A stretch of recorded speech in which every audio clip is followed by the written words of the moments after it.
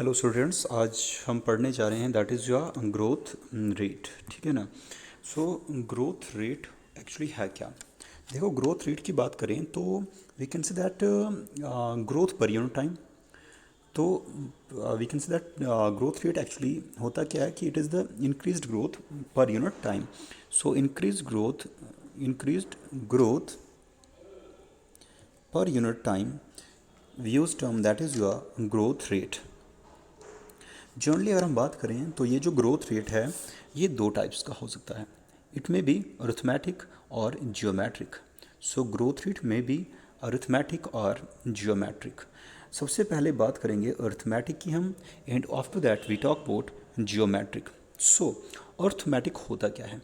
देखो, arithmetic growth rate की बात करें, ये आपका ग्राफिकल रिप्रेजेंटेशन यहाँ पर है। अरिथमेटिक ग्रोथ रेट की जब हम बात करते हैं तो अरिथमेटिक ग्रोथ रेट में होता क्या है कि for example if we have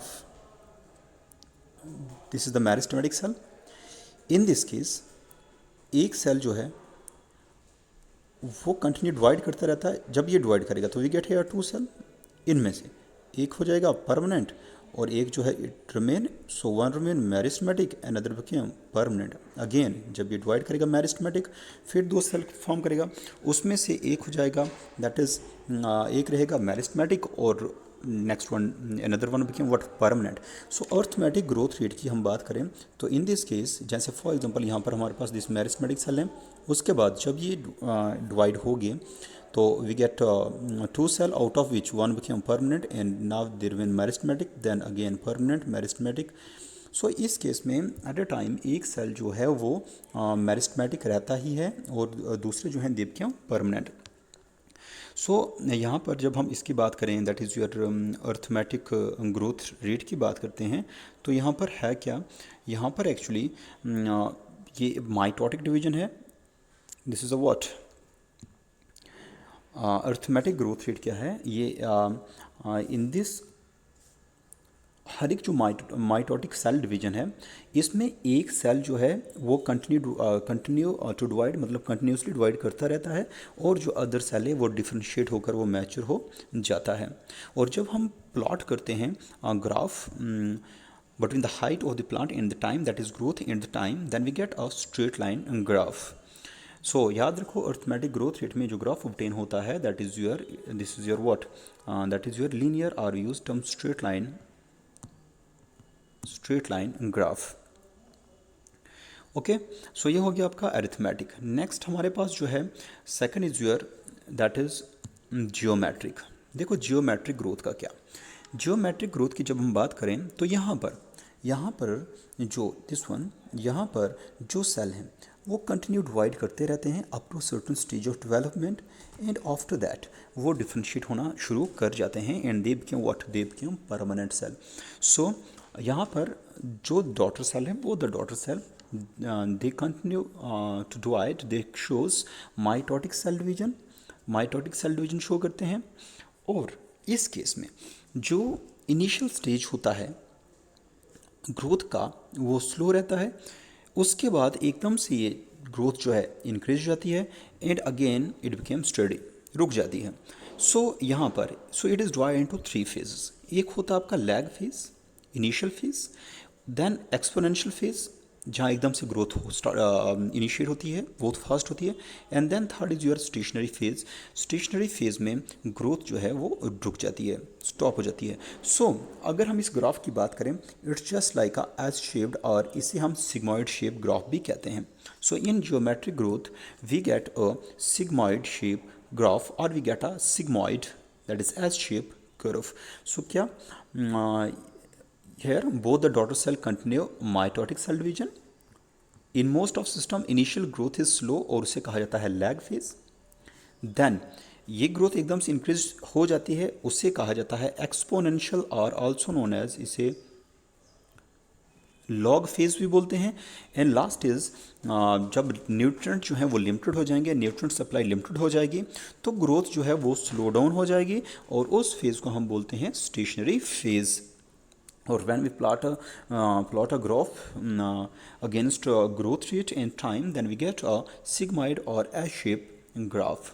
So ये आपका था that is two types of growth, one is your geometric, another is your arithmetic growth.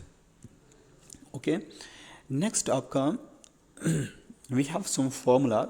अगर हम बात करें this geometric growth, so we get, मैंने आपको बोला कि we get a S shape, that is sigmoid shape graph, this one sigmoid shape graph. Mainly कितने phase हैं? 3। कौन कौन से? Lag, exponential and third is your stationary phase.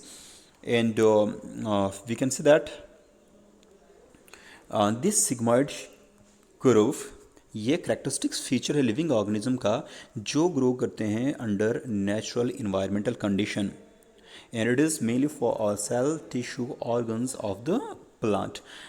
And this exponential growth can be expressed in term of, that is W1 is equal to W0 E square RT.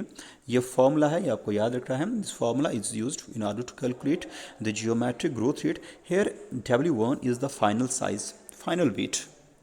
और size जब हम बात करते हैं अदर वेट, हाइट और number, then W0 is your initial size, initial beginning में क्या size था, देन फाइनल क्या है, then R is your growth rate and T is your time and E is the base of natural logarithm. Now यहाँ पर we have R जो है ये रिप्रेजेंट करता है that is relative growth rate.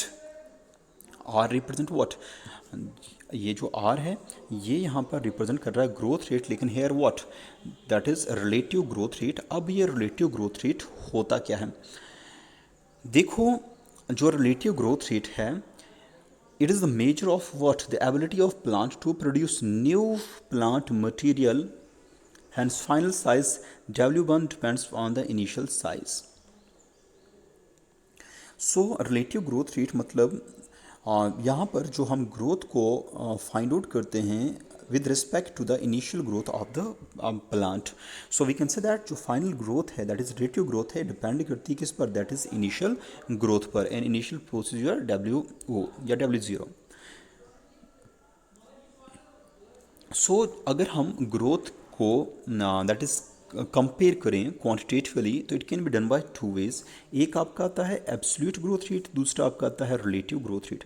जो आपका एब्सोल्यूट ग्रोथ रेट है that is it is the measurement and comparison of total growth per unit time. So absolute growth rate is the growth per unit time, but relative growth rate की बात करें तो it is the growth per unit time, but it is expressed on a common basis, that is per unit initial parameter, मतलब per unit initial size, initial shape।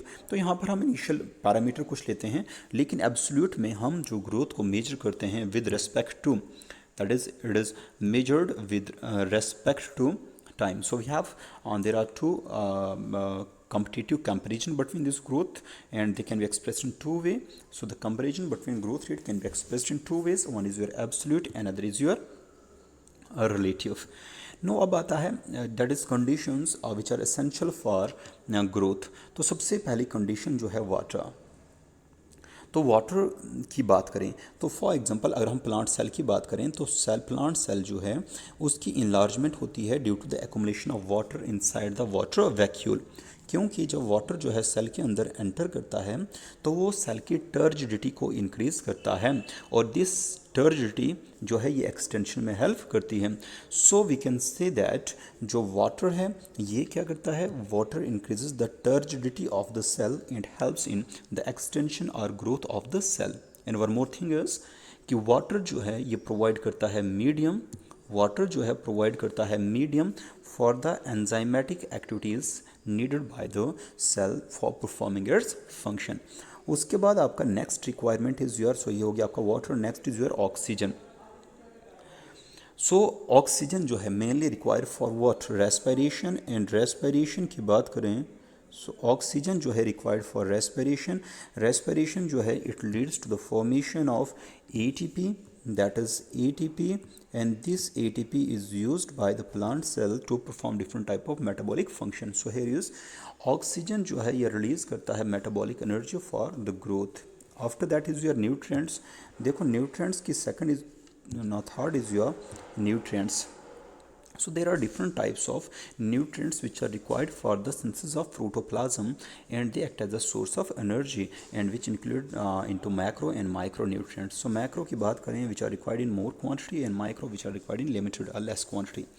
After that is your temperature. Temperature जो है mainly plant की बात करें, क्योंकि plants में जो भी प्रोसेस हैं, इधर रेस्पिरेशन की बात करें और फोटोसिंथेसिस की बात करें, all this process are enzymatic process.